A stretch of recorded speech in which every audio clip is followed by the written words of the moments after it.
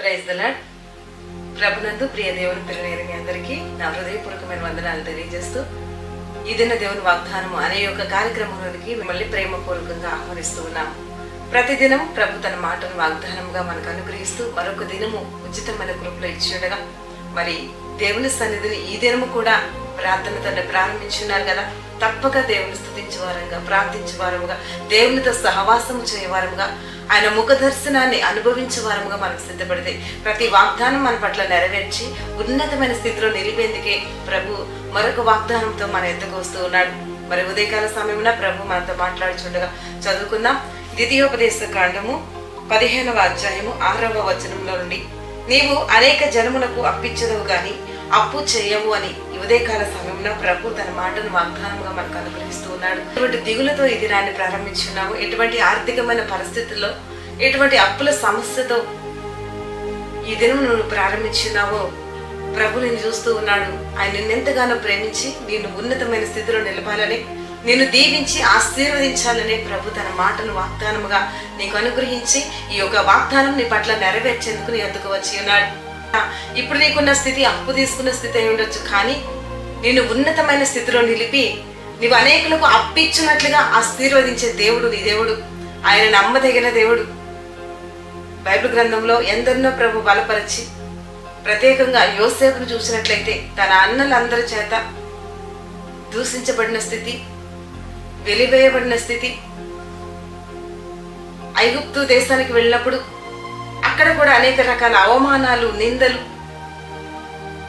ఎంత భయంకరమైన పరిస్థితిలో దేవుని యందు భక్తి విడవక, దేవుని యందు భయము కలిగి ప్రార్థించే జీవితం కలిగిన యోసేపును చూసిన దేవుడు ఆ దేశమందే మరి గొప్ప స్థితిలో, ఉన్నతమైన స్థితిలో యోసేపును ఆశీర్వదించాడు. అదేవిధంగా ఉదయకాల సమయంలో నువ్వు సంపాదించినంతయు కూడా నీ ఇంట్లో ఖర్చు పెట్టుకోలేని స్థితి, నువ్వు సంపాదించిన సంపాదన అంతే కూడా నీ అప్పులకే సరిపోని స్థితి, నువ్వు సంపాదించిన మరి నీకున్నదంతే కూడా హాస్పిటల్ పాలైన స్థితి, భయంకరమైన దుర్దినాలే నువ్వు చూస్తూ ఉన్నావేమో, దీన స్థితిని నువ్వు అనుభవిస్తూ ఉన్నావేమో. దేవుని వైపు చూడి ఉదయకాల సమయంన ఆయన యందు నమ్మికతో నీతి యథార్థతలు కాపాడుకొనొచ్చు దేవుని సన్నిధిలో వాగ్దానాన్ని పట్టుకో. ఖచ్చితంగా నీ ఎడల ఆయన కృప చూపి నిన్ను ఆశీర్వదించి, నిన్ను దీవించి, నిన్ను ఉన్నతమైన స్థితిలోనికి నడిపించి, నిన్ను విస్తరింపజేసే దేవుడు నీ దేవుడు.